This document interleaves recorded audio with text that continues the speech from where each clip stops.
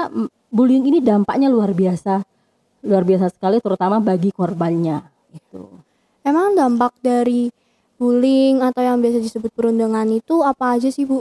Halo semuanya, selamat datang di podcast. Jerat di gitu kayaknya pernah itu. 1 bulan 3.000 pada. Tolong tuh alumni dibayar rata. Rumor-rumornya kagak gitu. ANJAY anjay. Sampai jumpa. Everybody stand by now. Halo semuanya, selamat datang di podcast Ganesha. Di sini bersama saya Annabella sebagai host dan narasumber kita yang datang pada segmen kali ini, Ibu Fauriana. Halo Bu Yana, gimana nih kabarnya? Halo, alhamdulillah baik. Hari ini kita memperingati Hari Kesehatan Jiwa ya Bu, pada 10 Oktober ini. Ngomong-ngomong tentang kesehatan jiwa nih Bu, kita akan membahas tentang bullying. Menurut Bu Fauriana sendiri nih, bullying itu apa sih? Bullying itu dan istilah sekarang yang lebih banyak dikenal itu dengan nama perundungan. Jadi bullying itu adalah perilaku agresif yang dilakukan berulang-ulang oleh seseorang atau kelompok siswa yang mempunyai kekuasaan terhadap teman, salah satu temannya atau temannya yang dianggap lemah dan tujuannya untuk menyakiti. Jadi yang kuat membuli yang lemah ya Bu? Iya. Untuk faktornya terhadap yang melakukan dan juga yang terkena itu apa sih Bu? Kalau faktor dari pelaku itu sendiri itu adalah bisa jadi pelaku itu pernah mengalami bullying juga, jadi dendam, terus dia mengulanginya ke teman lainnya, atau dulu ketika dia menjadi adik kelas pernah digitukan oleh kakak kelasnya atau pernah dilakukan perundungan, itu ya. Terus nanti akhirnya dia membalas dendam. Atau memang mungkin juga faktor dari pelaku itu bisa karena pola asuh di rumah sering melihat kekerasan dan segala macam sehingga dia juga mencontoh dari pelaku tersebut dan dilakukan kepada teman yang dianggapnya lemah. Nah, jadi kayak balas dendam gitu ya Bu? Kalau dari faktor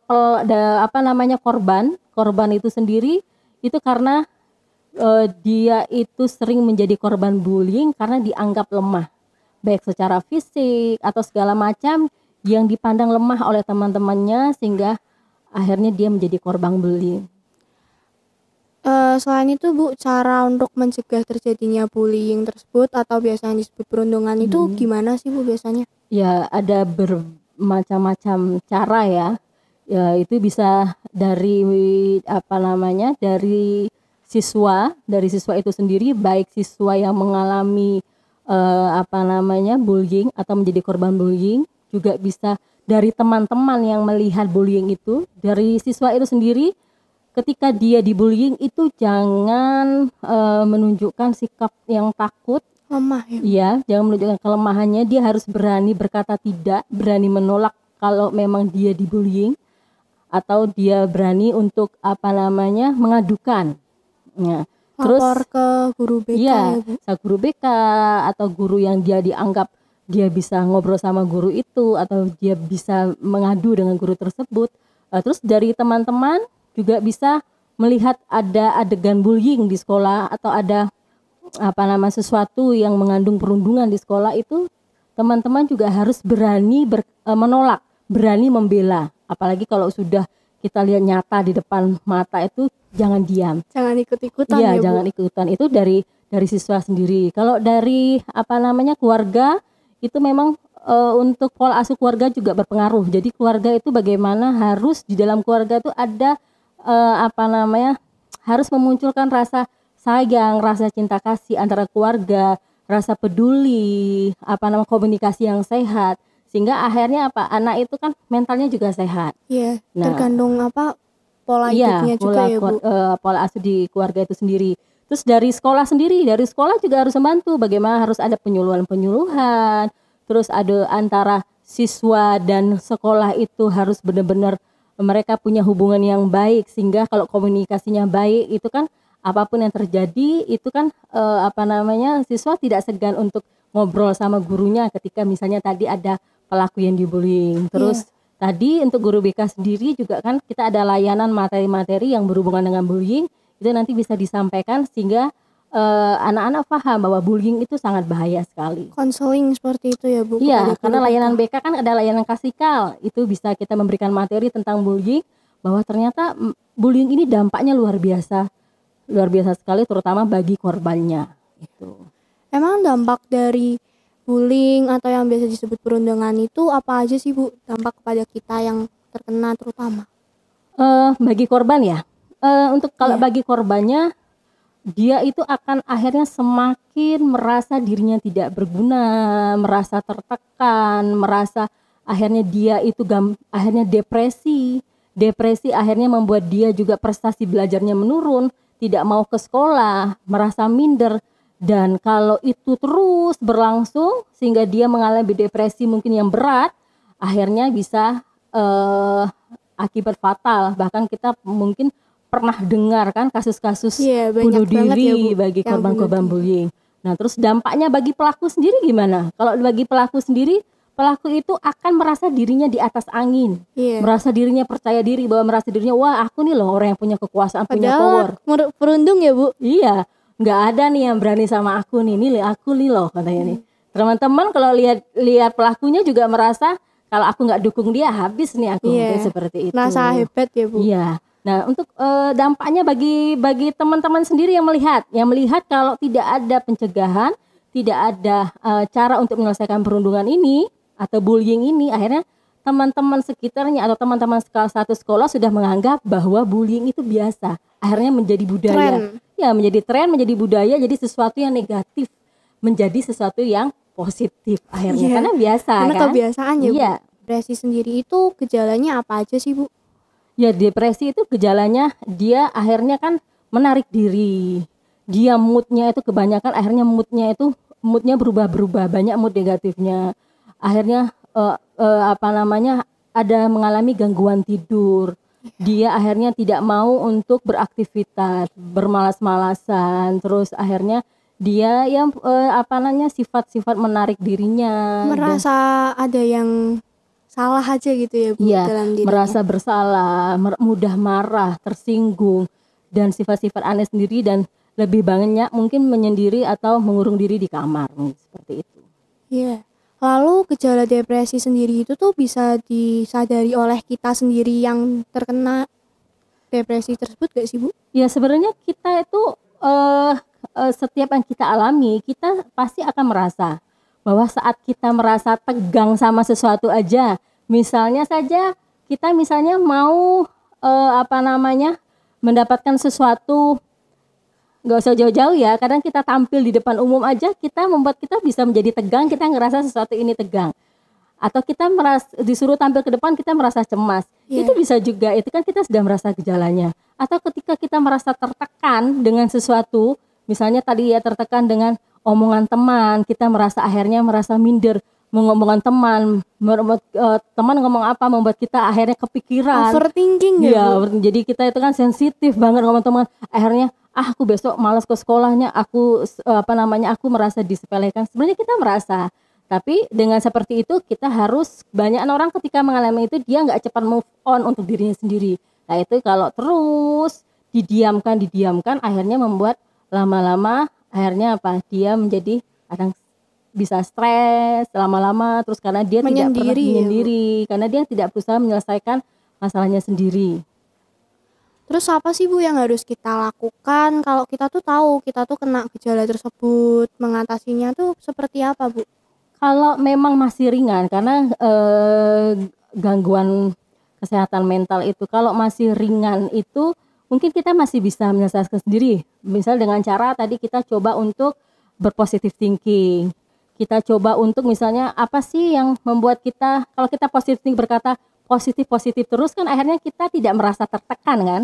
Misalnya ada omongan teman yang membuat kita tersinggung, kita anggap biasa saja, kita Iya, positif tidak thinking ya, dimasukkan ke tidak hati. dimasukkan di hati positif thinking. Terus kita berusaha untuk lebih menenangkan diri, seperti apa akhirnya kita bisa mengatasi. Tapi kalau sudah gangguannya depresi berat yang dia selama ini tidak bisa berbicara, jadi ketika mengalami hal yang itu yang menurut kalian kok ada sesuatu yang aneh nih, kenapa aku sering kayak gini, langkah awal tuh mungkin kalian harus belajar untuk sharing dengan teman yang kalian anggap itu bisa membantu, atau dengan guru BK atau guru yang dipercaya yang bisa untuk membantu kalian sharing.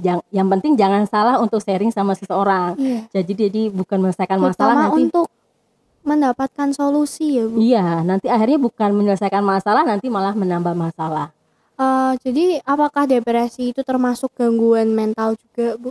Iya, depresi itu termasuk dia gangguan kesehatan mental. Jadi jenis-jenis gangguan kesehatan mental itu ada depresi, bisa stres, bisa kecemasan, itu termasuk jenis-jenis gangguan kesehatan mental. Lanjut ya Bu, apakah gangguan mental tersebut itu bisa mempengaruhi kita di masa depan kita menjadi ya bisa dibilang suram ya Bu, karena Iya. kita jadi overthinkingan atau seperti apa? Ya kalau kita tidak cepat untuk ketika kita mengalami gangguan kesehatan mental seperti tadi ya, yang ringan loh ya, bukan yang berat ya. Kalau yang berat itu kita sudah harus meminta bantuan ke psikolog, ke psikiater. Kalau ringan seperti itu kita harus harus cepat-cepat untuk tadi Contoh namanya ke psikiater dan psikolog itu kita sebaiknya perbedaannya dari kedua itu apa sih Bu? Jadi kenapa kita harus ke psikiater dulu ataupun ke psikolog dulu?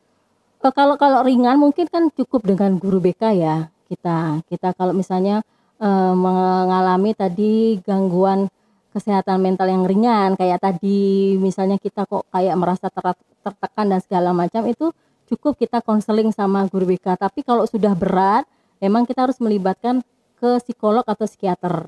Agar diatasi lebih lanjut ya Bu. Karena itu mungkin karena masalahnya sudah sangat berat dan itu harus ada bantuan orang yang lebih profesional lagi, orang yang lebih ahli lagi. Iya. Terus biar kita tuh bisa tahu ciri-ciri orang itu tuh terkena gangguan mental seperti itu, ciri-cirinya apa tuh Bu? Ya tadi orang yang gangguan mental itu dia moodnya akan berubah-berubah, terus habis itu dia gampang banget untuk marah, dia gampang sensitif, terus menarik diri dari lingkungan, merasa dirinya tidak bahagia, merasa dirinya tidak nyaman, merasa dirinya tidak aman. Itu orang-orang yang mengalami gangguan kesehatan mental. Kalau kita sudah terkena nih Bu, kan kita harus menyembuhkannya dong biar nggak berlarut-larut seperti itu. Itu cara penyembuhannya seperti apa sih Bu? Kalau seperti itu, kalau kita pertama tadi kita bisa untuk menenangkan diri dulu. Orang kan mungkin punya cara menenangkan diri. Mungkin kalau di dalam Islam sendiri kita bisa berzikir ya. Terus kalau non muslim biasanya meditasi. Kita bisa juga melakukan meditasi untuk positive thinking, terus habis itu berusaha untuk tadi berpikir positif, berusaha untuk tadi untuk terus kita menenangkan diri kita. Biar kita juga bisa lebih tenang ya Bu menghadapi masalahnya. Iya, terus kalau memang ternyata kita kok nggak sanggup menyelesaikan masalah sendiri, tadi kita perlu sharing atau kita konseling sama guru BK untuk membantu menyelesaikan masalah kita. Nah, jadi gitu guys, yang kalian ada masalah konseling aja ya ke guru BK. Ya, betul, Kita jangan selalu terbuka ya Bu. Terus berapa lama sih Bu waktu penyembuhannya untuk kita yang terkena depresi tersebut? Kalau misalnya untuk anak-anak yang mengalami tadi masalah-masalah yang mengganggu dia itu tergantung tadi. Kalau masalahnya berat, tadi kalau depresi yang berat itu kan tadi kan Wiono sampaikan bahwa itu harus alih tangan kasus. Jadi di BK itu ada alih tangan kasus ke orang yang lebih ahli, tadi psikolog atau psikiater. Tapi kalau yang ringan atau sedang itu tergantung nanti masalahnya apa. Tadi kalau Bisa masalah diatasi, bully diatasi nanti, dan tekniknya apa. Nah, kalau teknik-teknik yang sekarang lebih sering dipakai itu mungkin yang teknik yang berbasis pada solusi. Nah, itu lebih singkat. Itu ada teknik-teknik konseling yang sekarang sering banyak dipakai, itu tadi teknik konseling berbasis untuk solusi. Nah, namanya itu lebih apa cepat. tuh Bu? Namanya itu SFBC, konseling singkat berfokus pada solusi. Nah, itu kita tidak terlalu banyak makan waktu karena kita mencoba untuk anak bisa mencari solusi, menemukan solusi, bahkan kadang mungkin anak tersebut sudah pernah melakukan solusi itu, sehingga nanti perlu lagi untuk supaya dia intens, BK membantu dia atau konselor membantu anak itu untuk supaya dia menggunakan solusi yang tadi tepat untuk dia. Iya, ditekankan lebih. Iya, ini berarti gimana solusi itu? Solusi itu kamu pernah lakukan solusi ini? Sudah, misalnya saya sudah pernah melakukan solusi ini, dan saya merasa lebih baik, atau saya merasa bisa teratasi masalah saya. Nah, itu bisa BK membantu untuk bagaimana tadi solusi itu bisa dilakukan secara intensif lagi, terus menerus, atau misalnya nanti membantu untuk mencarikan solusi apa sih yang tepat untuk anak tersebut, mungkin seperti itu. Iya, kalau misal nih Bu, di sekitar kita ada nih yang terkena gangguan mental, gimana sih Bu cara kita tuh bisa peka terhadap mereka biar tahu oh itu lagi terkena masalah kayaknya atau seperti apa? Kadang kita nggak usah jauh-jauh, contohnya misalnya di Smaga TV, kita punya kelompok ya Smaga TV. Terus ternyata di Smaga TV ini kita lihat biasanya kok ada si Bella misalnya, Bella kok biasanya ceria, kok tiba-tiba Bella ini kok tiba-tiba kok hari ini nggak kelihatan ceria, kok Bella hari ini kelihatan kok sedih, kok Bella hari ini kelihatan kok kayaknya nggak seperti biasanya. Itu sebenarnya Bu Yana yakin semua orang tuh akan peka dengan lingkungannya, dan itu harus dilatih. Nah makanya ketika ada teman seperti itu, kita jangan berpikir itu kan bukan urusan aku, itu urusan dia. Jangan, kita juga harus peka dengan cara bukan kita ngepoin dia atau pengen tahu tapi dengan kita untuk bertanya saja, kamu gimana kabarmu, terus diajak ngobrol yang asik-asik, sebagai pendengar ya Bu. Iya, paling enggak dia butuh teman mendengar yang baik, itu kita harus belajar untuk peka seperti itu. Terus kalau misalnya nih Bu, di sekitar kita ada yang terkena gangguan mental, apa sih Bu kita sebagai yang tahu untuk ngatasin masalah mereka seperti itu, caranya gimana ya Bu? Kalau teman kita ada terkena gangguan mental, ya itu tadi itu, jadi kita harus peka, kita harus untuk tetap mendampingi. Terus kita belajar kalau memang anaknya nggak terbuka, nggak suka curhat, nggak suka sharing, ya kita ajak ngobrol aja, dihibur, intinya dihibur. Dihibur, diajak aja kan, sekarang lagi musimnya apa, suka ngopi kan, yuk kita ngopi di mana ya, Bu, hangout kita ajak jalan-jalan, ajak ngobrol, ajak jalan-jalan yang seneng-seneng, terus sambil kita misalnya ke tempat yang lagi asik-asik, yang lagi sekarang lagi tempat yang kopi yang lagi rame di mana ya, yuk kita ke sana yuk. Yang lagi ngetren ya Bu, ya biar ngetren di mana, nanti kan akhirnya senang. Dia merasa senang, itu dari lama-kelamaan kan akhirnya dia cerita. Terus kita kan udah bantu nih ya Bu, dampak positif apa sih Bu yang kita dapatkan sebagai pembantu buat mereka untuk mengatasi masalah mereka terutama Bu? Pasti kita akhirnya merasa ada sesuatu kepuasan dalam diri kita sendiri. Kepuasan di sini maksudnya gini, jadi ketika kita melakukan sesuatu hal yang baik, pasti kalian merasa ada rasa bahagia kan ya.